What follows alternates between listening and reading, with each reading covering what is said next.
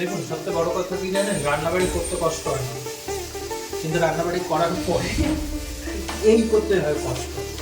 রান্নাবাড়ি করতেও কষ্ট হয়, যখন ডিউটি থেকে আসার পরে রান্নাটুকু করতে হয় তখন কষ্ট হয়, কিন্তু সব থেকে বেশি ঝামেলা লাগে হচ্ছে এইটুকু করতে,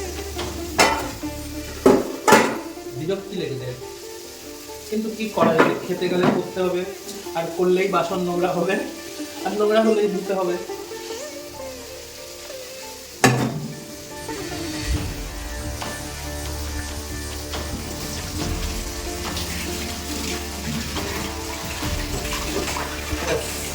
हमारा काज कंप्लीट।